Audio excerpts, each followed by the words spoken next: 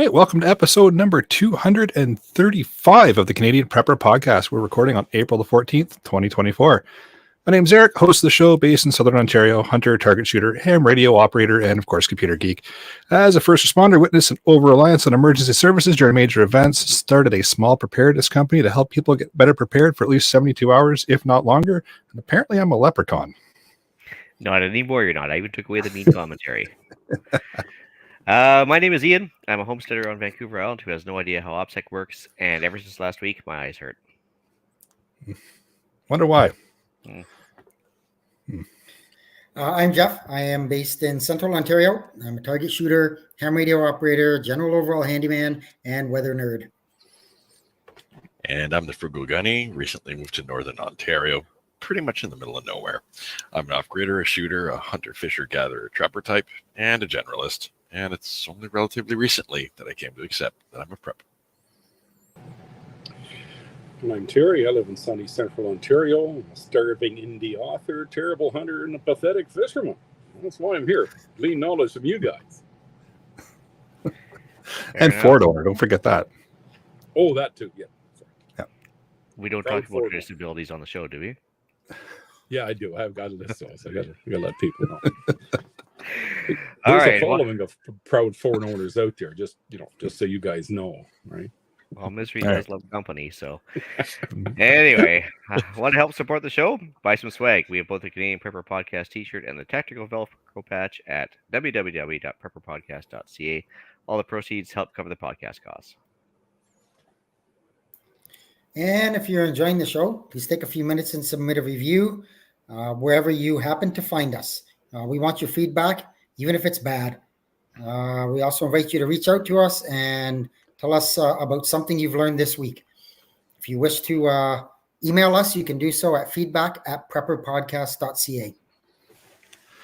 All right, so we're mixing things up a little bit in this episode. I'm going to just update you first off on our personal preps. Then we're going to get into the main topic. Notice how we missed the news section there. And we're talking about world events and this little thing called the eclipse that went by. That was kind of a meh, but it happened. Yeah. All right, let's move into what we've done lately for preps. Well, I didn't do a lot. I did some fuel rotation, did some food prep, and ended up having to do some vehicle maintenance. My battery was getting weak, and I thought I had it fixed, and then it just totally died. So it wasn't a big deal.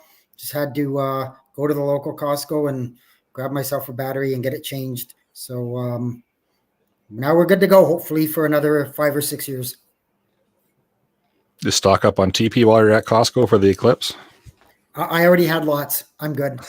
You know, my 5 carts the last time, I think, had it covered. Perfect. For myself, I know this is going to be shocking, but some more radio stuff for this week. For the people that are watching, I built this little guy. So it's a little T-Deck, Liligo T-Deck. So it's a little mesh-tastic device, but it's a standalone one. So it doesn't need to be linked into a cell phone or any other device to make it work. It works on its own. So I can take it out. It's battery powered, and it will link into the mesh-tastic system however it needs to without any other devices. So been playing around with that and made a successful contact in town too. So there is another nerd around here. Okay, so other than Gunny, can you tell me what a mesh-tastic device does? Because I don't think anybody else knows. Yeah. So it allows for text messaging on 915 megahertz. So it's just a messaging device. So anybody else that is using the software on 915 megahertz can message back and forth. You can also do it with encryption, so 256-bit AES encryption. So it's secure communications if you believe that it's secure. You know, there could be a way to crack it still, but just device to device encrypted comms that is disconnected from everything else. So you can set it up with this. I can get another one of these or a device that links into my cell phone, and I can send messages back and forth without having to have any other central type of setup. That's pretty cool, actually. Of course, and 915 megahertz is license free, so you don't have to be a ham nerd to do it. Oh, there you go. Awesome. Well, of course, if it's released to the general public, I guess it's already been cracked or whatever, right? So that's why I said if you choose to believe the encryption, yeah, it's secure. Fair enough. As for myself, I took down the old duck coop we had just halfway down the hill. It was actually covered in like moss, and it was like very well camouflaged for the rest of the property because it was like so overgrown with moss. But actually, once they ripped off the roofing material, actually the OSB underneath was pretty good. So I was actually pretty happy with that. So after sitting there for like 7 years in the middle of the rainforest, it was still solid. But anyway, yeah. So that's just kind of decrapifying the property a bit. Fuel rotation, just did a bit of that. I've got, I guess, we're not using gas as fast as we used to, so we're having a little problem with that. So the problem is we've got so much gas lying around, which sounds funny, that we're actually like it's going bad before we get to it. So I'm actually have to reduce the amount of fuel I keep on the property because it's just we don't go anywhere anymore. It's just hermits. It's, what can I say, right? Exercise focus. So I've been doing a fair amount of exercise between farm fit and the hiking and everything else. Let's see here. Yeah, I do at least 8-10 kilometers a day. I think we did 8 yesterday and pretty much killed the dogs because they were just chasing out quail and a bunch of other stuff through the bush. So pretty good. We had a tummy bug rip through the crash pad there in Vancouver when I was over there. So yeah, I was sick for a few days. That was just awesome. And then now I'm on vacation. So now the real work begins. So maybe next week I'll have more for you. Nice. Oh, and they were asking in the comments already. No CGN deals, so you would have lost the bet, brother. Oh, You did regain access to Discord, though. That's kind of newsworthy. Yeah, that happened late last week, didn't it? It was just like, It did. wow. welcome back. Yes. Yeah. Like that we found a spot for the intern in the Discord. That's right. On my end, I started the summer transition in my truck. The place I've been working at, we've had snow and cold temperature dips right up until recently. So I've kept a lot of my winter gear in there ready to go. But now it's clearly getting into that springtime. So starting to do the summer gear swap over. And I've been practicing my PC building skills. I'm building a pretty big video crunching rig. And that's so I can handle some 4K content down the road and do all kinds of fun stuff. So yeah, not much else though. You might not want to get rid of everything just quite that quick there, Gunny. Just telling, just saying. There we go. I see Marie in the live chat there asking if they can ask a question. Absolutely. Throw your question in the live chat there. And if it's something we can answer, we'll certainly jump in and try to help you out. All right, with that, let's move into the main topic, which is technically the news section that we usually do before the whole what we've done lately for preps. Figured it was a good time to talk about some world events and what is going on and what's happening, because things are a little weird right now. I think that's a good way of putting it, right? A little weird? Yeah, I'd run with that. Yeah. Probably covers it, yep. Yeah, with World War III on the brink here, and the whole solar eclipse thing being kind of a flop. Yeah, figured it would be a good topic to touch on tonight. So, well, yeah, the eclipse here was just all overcast. It was, boring. I'm gonna give you all my spoiler right now. I think the whole eclipse hullabaloo thing was to keep people's eyes upwards while down on the ground and at sea. There's really real stuff going on that they just don't really care for you to know about. Are you saying that they use the media as a distraction tool? No, they get out of here. Wait a minute. Now, the question is, if I was saying that, would I be on the wrong podcast? No, actually, I think you're just gonna get on another list now. That's all. I think I'm already on quite a few. Yeah. I can live with that. Pretty sure we have a competition for who's on the most number of lists. Yeah, I'm in good company then. Yeah. Terry, I think you're up first. Yeah, let's go. Okay. We'll just round table it. Somebody moved me up here to the first. I don't know why, but anyway, now my news. Well, just as the world seems to be going down the toilet, our good old Canadian government released its latest defense policy. As usual, big on talk and little on action. Because just months ago, these clowns cut $1 billion out of the defense budget. Now they're promising the world, and they're going to buy this, and they're going to buy that. Yeah, and in the meantime, we get members looking for food handouts when they're way on course and having to buy their own gear when they're in training. So, yeah, I don't know. In the news article I got, there was a quote from General Wayne Eyre, the Chief of Defense Staff, says, "What keeps him up all night is the state of the world. And what we need to do is something that I've been calling harmful bureaucracy." And yeah, we know all about that because the Canadian government can't seem to they can't procure anything. It takes decades of bullshit and lying and canceling contracts and paying people out and thinking about it and hiring more consultants and thinking about it some more. And by the time they do buy something, it's obsolete and you got to start all over again. Now, yeah, it's a sad, sad state of affairs. Well, it's funny how they went straight from the Browning high power pistol, World War II, all the way to the 320 here. Finally, after a procurement program was ongoing the whole time through, but it was. It took 100 years, almost. Yeah, it was crazy, but yeah, no, it's interesting because I mean they're talking about how they're gonna help and provide aid and everything else. I don't even think they have bullets or rifles right now because they gave everything away to Ukraine. So I mean I don't know what they're planning on fighting with, but like I think the guys over in Belarus was not Belarus. Lithuania, I think they had some troops sitting over there, or Poland, one of the two, and they had to buy their own helmets because they couldn't even get helmets given to them. Yeah, they couldn't get their own gear. Yeah, and there was an issue with them not having a place, not being able to get anything to eat either. They had to go hunting for themselves had to get people to send them money so they could buy food because nobody thought that maybe a bunch of military guys would like a little food. Well, what are you going to eat for? Come on. Politicians eat well. They eat well. Yeah, it was a little funny. I'm sure everybody heard it today and knows what's going on with the whole Iran thing. We'll probably talk about that a bit later. But Trudeau was pounding his chest today. Oh, we're there for them and we're there for Israel and whatever they need, we'll give it to them. And I'm thinking, where are you going to get it from? Like, where are you going to get it from? You got nothing to give them. The cupboards are bare. And just a few weeks ago, yeah, they were pro Gaza. So they were a few weeks ago they were pro Gaza and they were cutting them off from any arms sales. Yeah, they're like the Clown Prince of Socks is just back and forth. I shouldn't be so nice to him, but I'm trying not to get bleeped out like Pierre.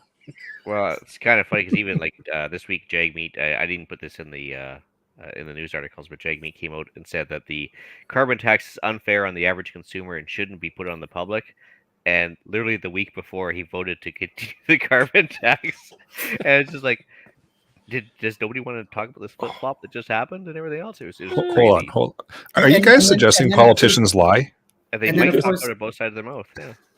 Trudeau goes public. He's like, shut up. I don't understand what his problem is, and I don't understand why he's backing away.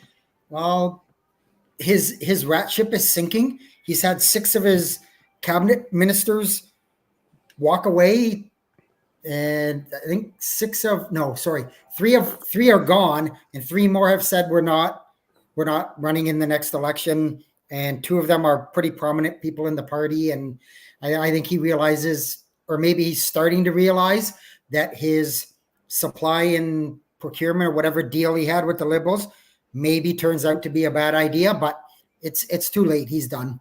Well, I'm sure the polling numbers were just abysmal. Like, I'm sure they came back this week and he's like, oh, I got to change something. But he'll get his pension because they delayed the election a week, so he'll be fine. Yeah, like that shouldn't even be allowed. Yeah. Like, really? Just long enough. Does that happen to any of us? Yeah, just not in your life. The problem is, he gets his pension in February, I believe, next year. But here's the funny part: they changed the date of the election by a week. I can't remember the excuse they were using about why there was something going on. They wanted to move the election 1 week later because that 1 week allowed, I believe it's 24 members of the Liberal Party, and there were other ones in the other parties as well, but Liberals are leading the cause, that those 24 people now become eligible for a pension just by changing that election by 1 week. Yep. Because they know they won't be elected again. Yeah, no, exactly. And I think they were talking about, it was a religious holiday. They said that it wasn't fair to the people that were on a religious holiday that they couldn't come and vote. I'm like, really? Right. Uh-huh. Right. hasn't affected them any other year, but it's definitely affecting them this year. So anyway, but I think It's one of those holidays that skips years. it's got to be. Yeah, it wasn't Diwali, but it was some other I think it was South Asian holiday. I can't remember which one it is, but They'd make one up if they could. well, the Liberals certainly would. But anyway. All right, so back to my original intro. Google results for eye damage are in no surprise. They're up since the eclipse. Wait a minute. Something happened that could damage eyes? So, after all the warning that happened this, leading up to the eclipse, about don't look directly at the sun, use welding goggles, blah blah blah blah. Don't stare at the sun. Don't take binoculars to the sun. Yeah, I guess the Google results just went through the roof after the eclipse. I'm like, we're doomed. Like, how stupid are people at this point? But Well, I bet it was. I bet it was the counterfeit glasses. I was just going to say that. I bet you that a lot of people bought what they thought were proper glasses, and they were probably nothing more than a piece of plastic with some tint on it. And Pretty sure it was just some cardboard cut out like glasses with nothing else. I'm safe now, right? yeah, the old movie 3D goggles. I don't get it. What it was so blasted out there to it, and it just I don't know. I'm speechless. Very little to say on that one, Yeah. but yeah. It just it does the kind of reduce your hope for humanity a little bit. or There what is- could have been the real cause was that they've just figured the world's going to end, so I might as well just burn my eyes. What does it matter? Yeah, then I don't have to see it. I'll wander the apocalyptic wasteland blind versus with sight. I guess I don't know. Darwinism in action. Yeah. And then he's asking where Pierre is. He had to take a night off with some family stuff. He'll be back next week. And that's it. Yeah. Oh, the problem says once they secure their pension, they don't care. I don't think anybody cares once they secure their pension, do they? Just saying. Not really. I've got this idea I'm going to throw. It's just a concept, and it's going to, if it actually goes through with it, I'll be really impressed. But we should have one term only. One term only. You want to take a kick at the can up there? You want to take the PM job? Sure.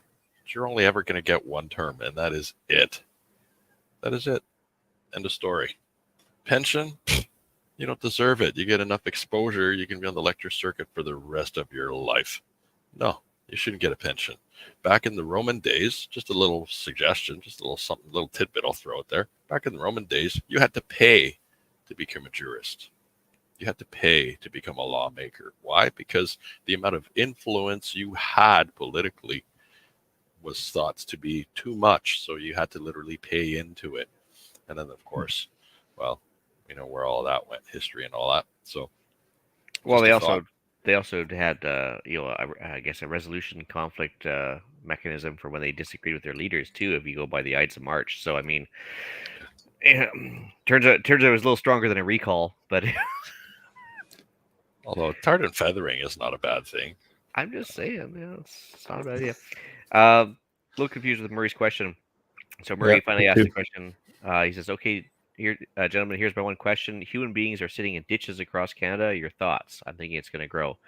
Murray, are you referring to homeless people, or are you referring to people protesting the carbon tax? Are you not sure what you're after there? But because I know over in Lloydminster right now, the protesters were actually moved from private property into some grass ditches, and immediately got swooped on them by about 30 police cars. But they'd been ignored for the whole time up until that point.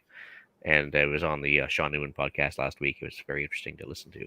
Yeah, I'm guessing he's talking about homelessness, and I mean when the Liberal government, I'm sure everybody's heard in the last week they've been using up all their carbon credits and getting on their jets and going from one side of the country to the other, bragging about what they're going to do for homelessness. The simple fact of the matter is, and don't get me wrong when I say this, I don't have anything against immigration. I don't have anything against people coming in, doing it the right way, doing it the legal way, doing everything proper. The simple fact of the matter is we're not building homes fast enough. And even if we are building homes, they're out of reach for the average person in terms of being able to afford it now. So is it going to get worse? Absolutely. I think it's going to get way worse before it ever gets better. The government can toot their horns all they want. At the end of the day, if you're bringing in more people than you can house, sure, you're going to have a problem. Well, inflation, I mean, is literally just more money or more physical dollars chasing the same items. So everything becomes like valued higher per se, or at least costs more, but your wages aren't keeping up. So yeah, it's clearly going to get worse. I mean, it's not like your wages have gone up at the same rate as the unofficial inflation rate versus the CPI, which doesn't mean anything. But There's anyway, inflation. yeah, it turns out there is. MSN article: The world did not end, much to people's chagrin. Hold on. The eclipse didn't end things? Turns out no, but there was a lot of people floating around the internet that were talking about how the world was definitely going to end, and you definitely need to like be good with God and everything else before the eclipse happened. And I was like, I thought we were done with cutting people's hearts out in order to appease the sky gods and stuff. It's just like, yeah, History repeats, does it not? Usually yeah. does. I don't know what the hysteria is about though. Like, because I mean, most people honestly, if they hadn't come out in the media and talked about this eclipse, most people have no idea it's coming, right? And so like for the minute and a half that would happen, everybody like, what? Oh, geez, okay, well, never mind. But Well, They probably wouldn't have stared at the sun either. they probably Well, wouldn't have stared at the sun. I have a theory. It's just Oh, a theory yes, because I please. can't verify Oh. it. But in the same way that election results and election news can be suppressed or brought to the forefront when you're on social media or that sort of thing, or certain keywords can be suppressed or highlighted and brought forward. Well, I'm wondering if any of that's been going on with relative to all what's happening, just so that people are highly, highly, highly entertained by this whole eclipse thing. I don't know. It's just useful if people are distracted for leading them down the garden path, isn't it? It was emphasized way more than I ever thought it was going to be. Like, it was wild the amount of emphasis that was put on this eclipse, and even like we touched on at the beginning, the whole wear your safety glasses, like it was everywhere constantly. It was too loud. It was very, very loud. It was strange. Yeah. And then nothing. Perfect time and cover to do all kinds of stuff. Everybody's distracted, right? That's how most It's magic true, tricks yeah. are pulled off. I just make some Ocean 11's action or something, but nothing. Yeah. So I always question, well, what did happen that day that was not eclipse related that we still haven't figured out or thought about because everybody was busy talking about eclipse? Oh, some new bill signed into law, I'm sure. No doubt. Let's see here. I had an article for BC here. It says BC says to get prepared. So, gentlemen, welcome to day one as of the 14th here of Tsunami Preparedness Week. So are we being good citizens by preparing? I guess they're trying to say that we, good citizens should actually go and be prepared for certain things, which is very interesting. Seeing as like eclipses, does it mention the eclipse? It does not, but it does. It's interesting that 2/3 of the population of British Columbia lives on coastal areas, and so I guess probably valid, except for if you actually do any research on it, the chance of a tsunami wiping out Vancouver, Victoria, and everything is actually pretty low. So I don't know if that's the best thing to worry about. They might have other things to worry about in BC. Just saying. Yeah, but I'm not disagreeing with you on that. Chances are slim, but I mentioned it, I believe, a couple of podcasts ago, and I've still kind of really been watching it more than ever now.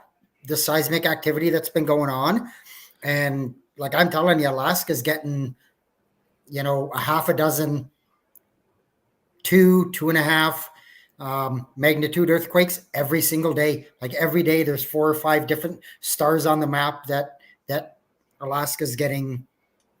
There's been a pickup in it. Will it relate to anything? I have no idea. Do they know something we don't? I have no idea, but I'm just telling you what I'm seeing.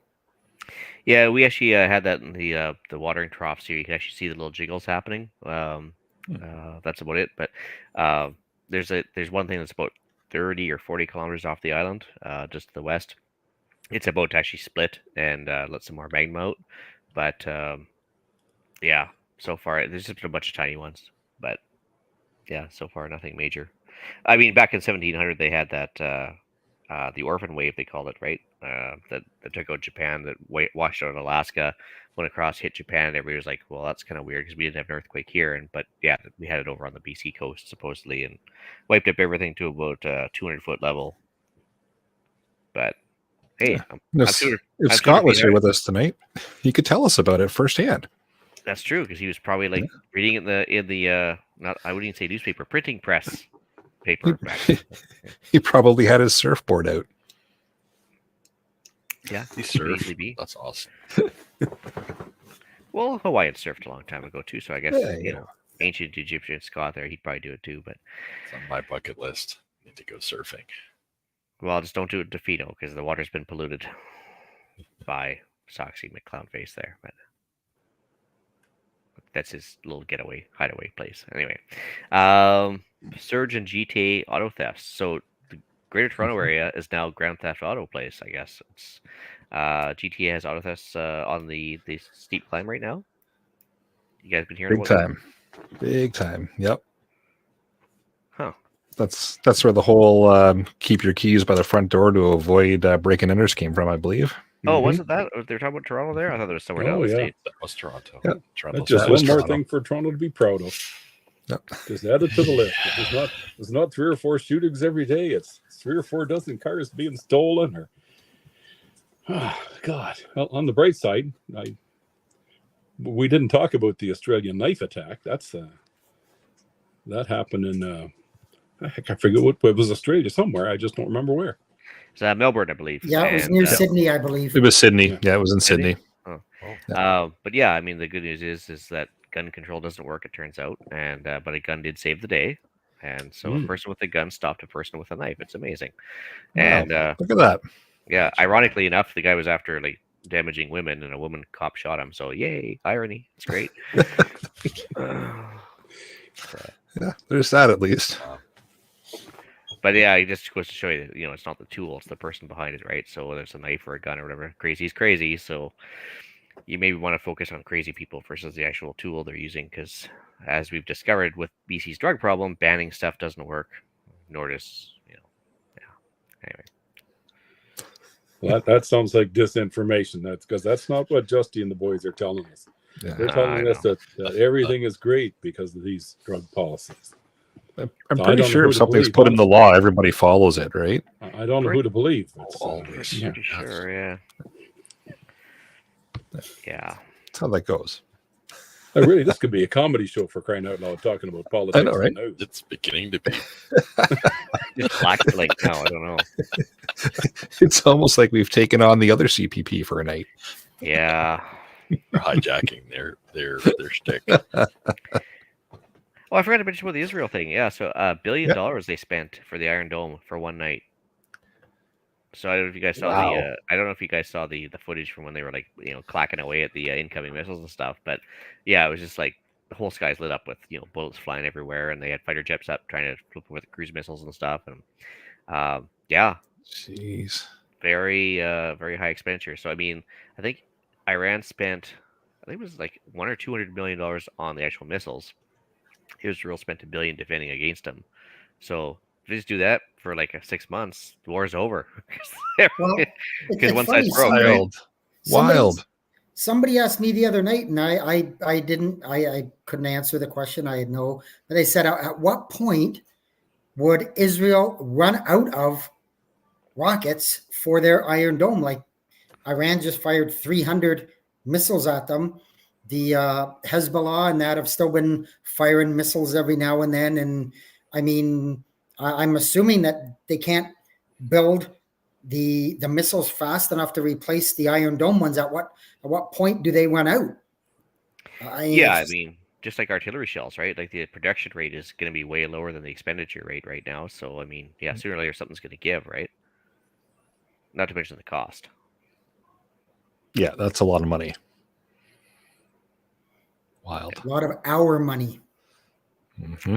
Yeah, well, I mean, it could be worse if you're an American right now. You're funding both sides, so they literally sent pallets of money to Iran a few times in the last few years, and during the Obama administration, and now they're actually paying for Israel to defend against the money they gave Iran. It's like wow. Anyway, Oh boy. but of course, the U.S. is the adult in the room right now. They are trying to de-escalate things after the Iranian thing because they don't want Israel to retaliate against the second attack now. So, I mean, hopefully that keeps things calm. I don't know. Guess we'll find out. Yeah. It's not good though. Either way.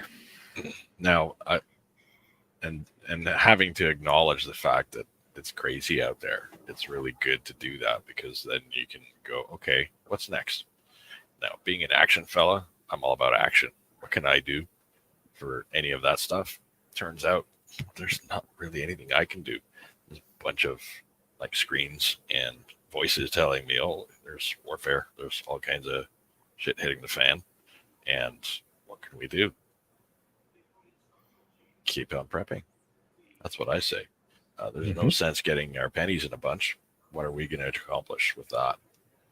Government is pretty good at doing that on their own. So let them get their pennies in a bunch. They're in the hot seat anyway. We pay them a lot of money.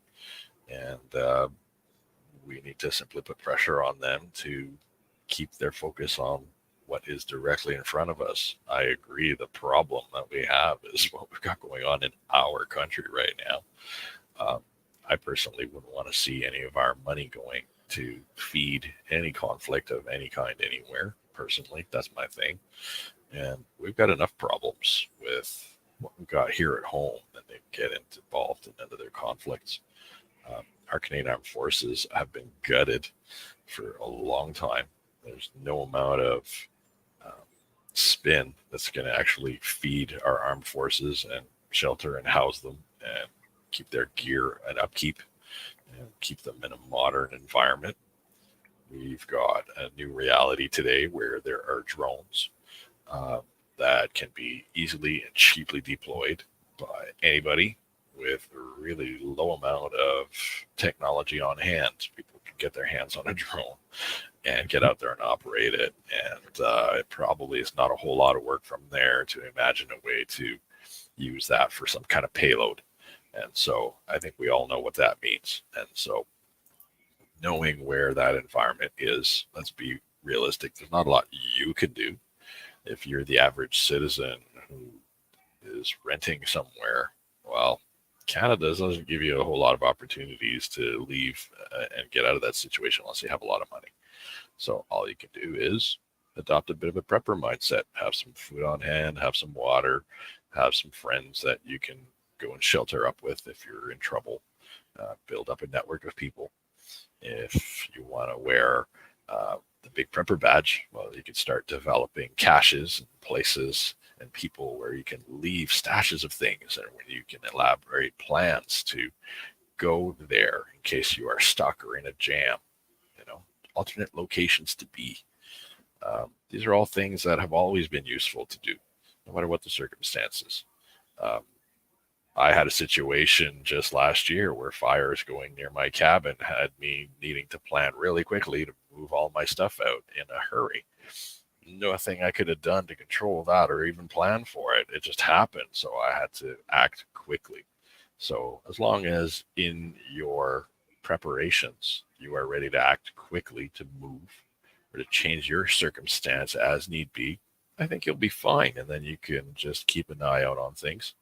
But beyond that, what I should recommend more is if you're in Canada, if you're in the United States, we have countries that have traditionally for a long time. We've accepted all kinds of cultures here. That's because we're very welcoming people as a general rule. And so we've got a mixture of everybody here. And so we've got cultures here that are in conflict overseas as well. And so there's a really high possibility of some of these conflicts spilling out into our own streets. I don't like it, but I'm not active in those spaces. I can't tell you when they're going to happen. I can tell you what the risk is, but there is a risk. It's quantifiable. our intelligence services and the police forces and at the national level, they probably have a better idea of all of that stuff, but they don't want to have any panic either. And let's face it, panic has never helped anybody. So the best thing you can do, keep your heads on a Well, swivel. it's prepping, funny, right? it's funny you say that, Gunny, because and I'm not singling out any particular section of society or anything like that.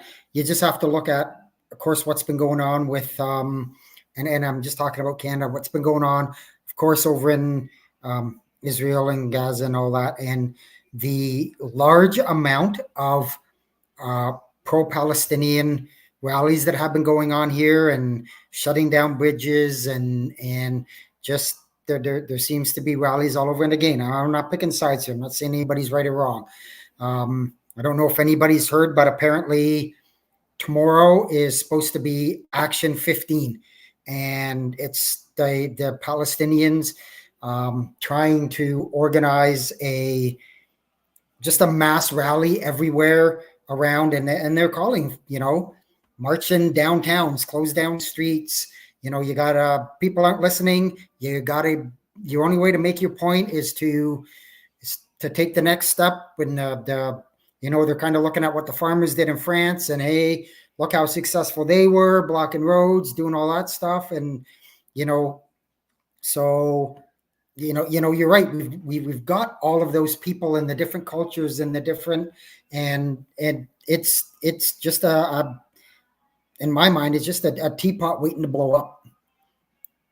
Well, if you add to that the fact that we are experiencing in this country shortages of supplies, shortages of housing, shortages of jobs for the first time because we've brought so many people into the country so quickly. That it's now causing the employment rate to rise because we've just brought in so many people so quickly. So all those pressures are going to also add to your mental health questions, mental health issues. They're going to add to economic issues. Anybody who's been involved in law enforcement over the years, they know if you want to increase the level of crime in any area, just go ahead and drop the amount of jobs and income coming in across the board, and you're going to start seeing that crime. You're going to see it. It's inevitable, right? So what can we do? Again, well, carry on with your preps, right? The best thing you can do is keep your head squared away, keep your gear squared away, keep your family squared away as much as you can, right? You're only as strong as your network.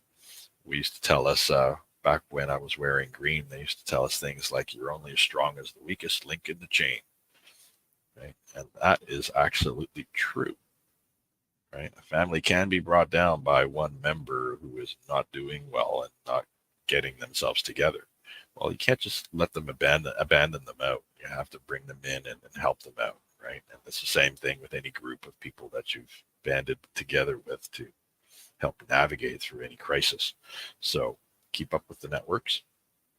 Keep your heads on a swivel. Don't go down too many rabbit holes. It's very easy if you're in the echo chamber of social media to go down a rabbit hole that is just irrelevant. It's not going to help you in your everyday life. Maybe get away from the screen for a while. That's probably the best recommendation, right? Yep. And kind of from my end of things for people, I've kind of have three issues. Two of them are big concerns for me. I'm deeply concerned about supply chain issues. The maritime shipping routes are coming under attack almost on a daily basis. The latest one, if anybody hasn't heard, Iran, funny enough, who just shot the missiles off, seized a merchant vessel in the Strait of Hormuz the other day. The Houthi rebels from Yemen, they continue, and they've been attacking vessels in the Red Sea for a long time, and it's really slowed down vessel traffic. That things don't, boat owners, operators, and that they don't want to go through there. And let's be honest, the vast majority of things that we get, we own. Talking cell phones, computers, like even all that kinds of stuff, they come in on a boat. It's a lot easier to put, several thousand sea cans on a boat than trying to get them by truck or by plane or by anything else. And if you can't get them and they can't get through, that's going to be, in my mind, one of the big issues we're gonna end up having a problem with. My other concern keeps popping up everywhere. I think a lot of it is testing stuff, and they're throwing out there and seeing what sticks. Is cyber attacks. You're hearing more and more almost every day now that companies, municipalities, cities, even I believe one of the major police services in Canada was a victim of a cyber attack. And my big concern on that, double folded, is the electricity grid. It's susceptible to those cyber attacks. The grid is garbage. My area, we just had a windstorm the other day. It wasn't a huge windstorm, and thousands of people were without power. Someone on for more than 24 hours. And I'm not going to go into all kinds of climate change and all that stuff, but storms are getting stronger. They're getting worse. And there doesn't seem to be an appetite from any level of government to really be out front of the electricity problem. Everything is reactive. Oh, the power goes out. Okay, let's go and fix this bad wire that this tree fell on. It was a rotten tree. It should have been removed. Where's the preemptive stuff of I know they do some of it, but they just don't do enough. And at the end of the day, let's be honest. 99% of what you do is power reliant. So if you're losing power and it's not an overnight thing or a few hours, it's going to cause some problems. So don't worry, we'll fix it with electric cars, Jeff. It'll be fine. Yeah, that's right. Yeah. Actually, it's funny that with the overlap of the cyber attacks and the shipping thing. Once again, there was another ship there in New York, I think this time, that mysteriously lost power, started steering towards a bridge, but the tugs that were actually around it managed to stop it this time. From taking out the bridge, the Verrazano Bridge, I think they would have taken out the entire harbor again. So it's almost like there's a concerted effort going on there or something. I'm sure it's just a coincidence. And I can't remember exactly where it was, so I apologize for that. But a bunch of barges mysteriously came loose and started floating down the river. Again, they were able to get in there and get them stopped before they did any damage. But it's all of a sudden bridges seem to be a target, and I can understand why. It totally cuts you off from getting from point A to point B, and it's not just a simple, make an alternate route or make another road. Like when that bridge is gone, it's gone for a long time. Well, more importantly, it's just blocking the waterway, right? I mean, it's I think the one in Baltimore there actually was over top of gas line too. I think they were hoping to take that out at the same time. I guess it didn't work, but so couldn't possibly be a cyber attack. Boats aren't on the internet, are they? Or any other network? No, they're not electrically driven or anything. But no, of course not. They don't use GPS for navigation or electronic systems. No, it's all wired. There's no two-way communication at all, right? No, never. Yep. Yeah. Now I'm just gonna throw this one out there, and I'll throw my. You can throw the propeller head thing at me. You can throw the whole conspiracy theorist thing at me if you want, but got it ready. Every major country that has a cyber research program, a cyber defense program, also has cyber aggression plans. Well, put your tinfoil hat on, Gunny. And any foot on the ground conflict will be preceded by wave after wave after wave of cyber attacks in order to weaken, confuse, misdirect, and also to simply demoralize the enemy. It's politically more palatable than bombing Dresden, right? Like, I mean, it's certainly going to go over a little bit better with the world stage and the population in general. If you're not not just killing them, but you're just, you might be, unable to use a bank card for a few days, but you're certainly better off than a firestorm, right? So it only makes sense. I mean, wargaming with blue team, red team, that would only make sense too. If you're gonna have a cyber department, you're gonna have like some adversarial internal training program. So why wouldn't they? So just if it happens to work in the case of a conflict, so much the better. But I mean, yeah. Phil mentions, I ran lots of cyber attack on Israel just prior to the missile attacks. I heard something about that too. Yeah, I had heard that too. I couldn't confirm anything, and it didn't seem that whatever they did slowed down the Iron Dome. But I mean, at the end of the day, if you don't try it, you don't know whether it's going to work or not. And can confirm through friend of a friend that the GPS, of course, was completely baffled around Israel around the time of the conflict, a couple days up prior to it as well. That there's an airplane that was on final into Tel Aviv, and the GPS showed that they were in Beirut. So it's just like it was completely screwed up. So they had to turn everything off, and it was very interesting. That confirmation through a friend of a friend is always the most accurate.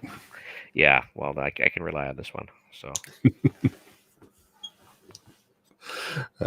No, I think you guys are definitely onto something there. The cyber attack stuff is definitely coming. Gunny's point there about just, you know what, there's nothing we can do about it. Continue on along your way of prepping. Listen to the last 234 episodes and get your gear together and just look after you. There's no point in cybersecurity episode in particular. That too. That's a big one. Get your preps ready. Carry on as if you would anyways, and maybe disconnect from the news for a little bit, because all the fear mongering right now. Something's probably coming, but why focus on what's happening there when you could focus on what's happening in your own backyard, right? Well, exactly. So you mentioned previously in the commentary there that just wait till, like, if supply chain issue or whatever, wait till somebody everybody goes off their meds because their SSRI drugs can't show up from China in a timely fashion because of a shipping problem. And if you think you got problems now, just wait until everybody's off their meds. It's going to be a bad scene no matter what. Don't even need zombies at that point. 100%. You pretty much got 28 days later on the streets at that point. So. Yep. I'm going to throw a challenge out there, though, to people who are real truth seekers, though, or truth publishers. If you really want to get the skinny on who's in the know with what's going on, just look at who's betting on the stock exchanges before any of these incidents happen. That's all trackable after the fact. It's not hard. Everybody can do the legwork if they're inclined. So if you're that kind of person who really wants to cut through all of the BS that you're hearing everywhere, believe me, a lot of it is, you can just go look at the numbers. The numbers won't lie. The people who are spending the money on the puts and on all the main actions prior to these events, they're the ones who are in the know. So you realize that the average U.S. senator and congressman outperforms the stock market by about a 3-to-1. See? Come on. It turns out there's actually indexes out there available on the internet that follow the purchases and sales of stocks by certain politicians that shall remain unnamed that used to be speakers of the House. And it turns out, they get about 30 to 40% returns on their investment. It's amazing. They're just stock geniuses, better than Warren Buffett even. Weird. Weird. Very impressive. Yeah, I'm blown away sometimes. So we've got Kyle in the live chat here just mentioning just subscribed last week and have listened back to episode 191. Need a few more weeks to get all the way back. So much helpful info. I'm sorry. Impressive. Yeah. Yeah. That's a lot of content, Kyle. That is.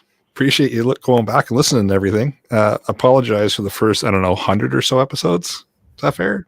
First 100, we're getting warmed up. Oh, you know what? We're still getting warmed up to 235, so.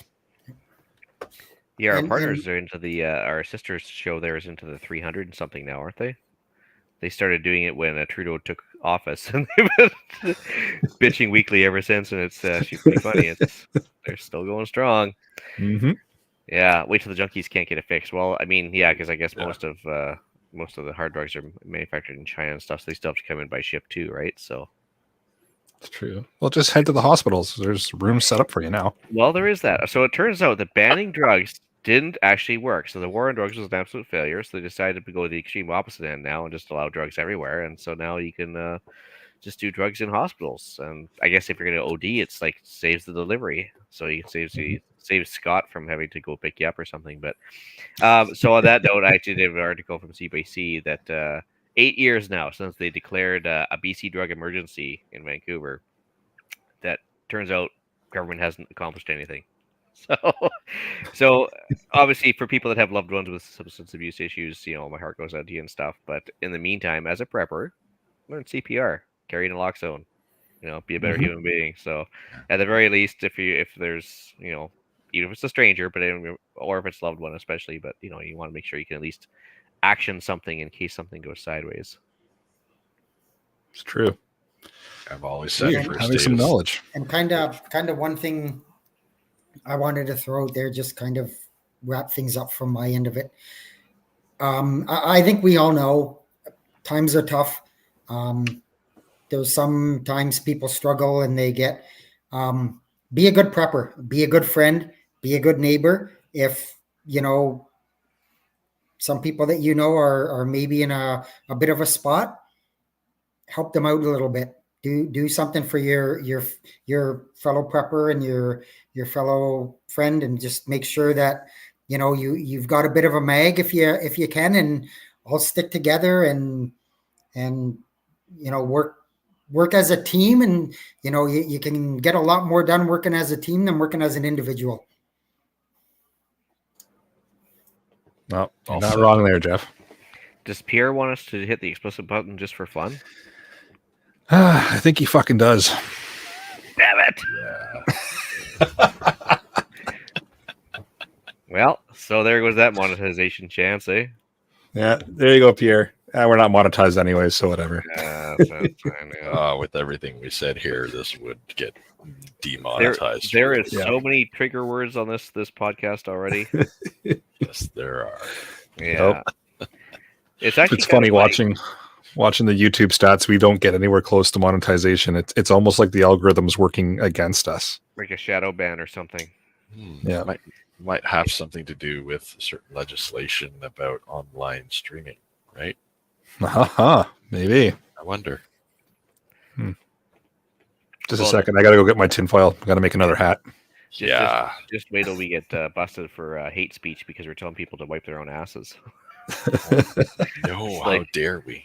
Yeah, take care of yourself and your family. You guys are assholes. That'd be great. Oh, jeez. I do have to catch this one here. Dave just mentions in the live chat, wait till he gets back to episode number 1. Yeah, don't listen to episode number 1. That's me just talking to myself.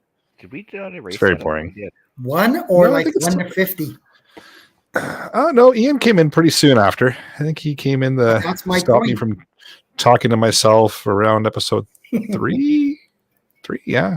2, 2 or 3. 3? Yeah, something like Yeah. that. Yeah. And then Alan showed up shortly thereafter. Yeah, unless, Ian is Alan and Alan is Ian. Then it was just the two of us again. Could be. Actually, yeah, he just dropped a line, didn't he, a couple days ago? Drop online? No, he dropped a message on our little chat there a couple days ago. That was He kind of did. good. Yep. Yeah, it's nice to hear from him anyway. Well, Alan is still around for those of you who are wondering. And he might that's be pretty just solid. top left of the screen here, Ian. That's all I had for articles. Really, there wasn't much else to talk about this week. Anyway, it's kind of just black pilling all around. You guys have anything else? Fair enough. You got some more there, Terry? Well, I did have a couple of little things on there because we pretty much covered everything, but just wanna put this out there because in this world, man, you can't discount anything. And I'm not much of a religious fellow, but there's those out there that really think that this eclipse is the starting point of things going bad quickly. And it's out there in prophecy. It's out there, if everybody can read it if you studied that kind of thing. I've studied some. But, just saying, these days, I don't think I'd discount anything, even that. Yeah. That's good Just advice. saying. Just saying. Yep. It's a good point. In fact, things are so bad, maybe we want to hope that it really is true, because that might be our only saving bloody grace. Well, we're definitely at Tarfu. I'm not sure if we're at Fubar yet. Oh, well, we're at Tarfu. There's no doubt about that. We are definitely at Tarfu. Oh, yes. I don't know if there's any hope for us at all, but there's always hope. There's always hope. We're not yet Fubar, so technically there's a way back from that. But we can only hope. I'm sure Justy's working on that right now. They all are. I'm sure of it. Well, they're building bunkers for a reason, right? I mean, they can't all be spending big money on personal bunkers for just shits and giggles. I mean, nobody's that hardcore of a prepper at that business level, right? Yeah, that's costs some serious money. Prepping. Yeah, true. Serious money there. Serious money. Like more Zuckerberg, anyway. Well, Zuckerberg doesn't strike me as the tactical type and everything else, and yet there he is dropping $750 million on a bunker. I'm like, wow, all right. That's a clue. So the only difference between a prepper and somebody who's just being wise with their money is a few billion, right? Yeah, something like that, yeah. Yeah, makes sense. Got it. Roger that. Yeah. Interesting Govern world. yourselves accordingly. Sure. Mm-hmm. Yeah, the most important thing is just don't lose focus. Do your prepping. Don't get overwhelmed by the stuff on the news, and don't let it drive you over the edge and drive you to hit the rum. You know, because God knows you might need some of that, but you gotta save that for bartering items. I mean, yeah, just hope for the best and prepare for the worst, and that's all we can do. Do the best with what you have. Good advice. It's true. Yeah. Yeah. No, some good advice, and yeah, it seems like the world's going to shit right now, and all kinds of stuff is happening all over the place. None of it's in your control, so none of it. Control what you can and ignore what you can't. Mm-hmm. And avoid listening to the people who are in a full panic mode. That's true. Good for anybody, including exactly. that number help you at all. online. That number Don't online, online, is yeah. Canadian. Yeah. All right. Well, with that, shall we move into the podcast challenge? All right. Well, now's as good a time as any. It's time to start prepping. So, other than just watching the odd podcast and everything else, it's time to amp up the game just a tiny bit. So we'd love to hear about it. So, because who knows, right? Maybe some of those crazy YouTubers, they might be right one day and the world may actually end, but not this week. So yeah, no, I mean, you've always got time. So best time to start was like 10 years ago. Second best times today. So yeah, get at it. Tell us how you did or what you started out off your preps with. We'd love to hear about it because, yeah, I mean, the more people on the board, the plan, the better, right? Awesome. All right, upcoming events. Terry, you've got some news. I do have some news. Regarding the good old annual preppers meet that we've spoken about a fair bit. We have a change of venue coming up. We're now going to host the event at what's called the Slovenian Hunters Club at 6436 Concession Road 4 in beautiful downtown Everett, Ontario, which is just outside of Allison. I'm excited about it because it's closer to me, so that works for me, right? That's not a bad thing. The Facebook group's been updated, the website's been updated, the frequently asked questions have been updated. So, if you're going or you want to go and you think maybe I will go because it's closer now than it was before or whatever, go check out the website or the Facebook page and have a peek. And if you got any questions, just post them there and we'll answer them for you. Awesome. That's the only thing that's changed is the venue. Dates are the same, all that kind of stuff. Dates are the same, just the venue's changed. That's the only thing. And it's a nice looking location. I haven't been there personally yet, but I've seen the pictures and it's pretty impressive. I think it's going to be good. Very good. I think I hear the word Slovenian Hunters Club, and I think I should show up there in like lederhosen, a fancy hat with a feather, maybe a double barrel shotgun, some big socks. A double barrel shotgun would be just the ticket, right? Are you suggesting you weren't going to come dressed like that if it was still in Desborough? I want to justify it. There's a difference. Okay. All right. Yeah.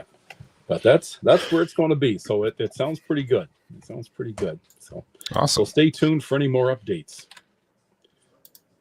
Thank Well, fantastic. I'm throwing a link in the live chat there for anybody that wants to check it out. It's annualpeppersmeat.com. Yep. Right. Jeff, you got a weather blurb for us. I do, and I'll just piggyback on what Eric said is, there's lots of things we can't control, and weather is one of them. I know people are saying they're trying, and there's all kinds of, I won't go down the road of the chemtrails and all that stuff that's going around and whatever. But it's just one of those things you can't control. You just have to be aware of it, and you have to understand it a little bit. And all I'm trying to do is help and give a bit of info. So I'm going to say all signs and models are pointing to a bit of a multi-day severe weather outbreak coming up. If it's not happening today, you're living anywhere in the Pennsylvania area, there's a good line of storms going through there right now. I don't believe we're going to see anything of the tornadic nature, but there's going to be some pretty intense storms, chance of hail. And then starting tomorrow, maybe mid-afternoon-ish, things are going to really start to bubble up in the south. Texas, Oklahoma, Arkansas, Kansas area. They're already getting summer-like temperatures. There were places in Texas today that were over 90 degrees. Dew points, which is one of the big factors in severe weather. There's a lot of them that kick into it. There's something called the CAPE level, which is the convective atmospheric potential energy, and temperature and humidity are two of the key factors, and they've got that down there right now. So they're going to be in line for some pretty intense storms tomorrow. I don't think it's going to be as bad as they were calling for a few days ago.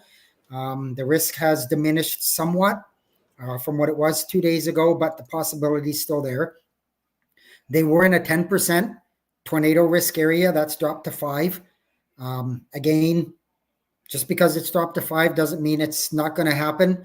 My confidence in the Storm Prediction Center on this one isn't very high, and that's really unusual.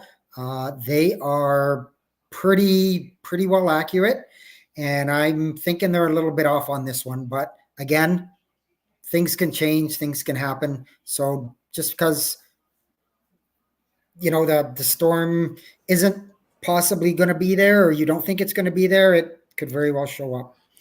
I think Tuesday is going to be a much more active day. Excuse me. Things are going to be moving up a bit of the north now. The severe threat is going to be in the areas of Iowa, northern Missouri.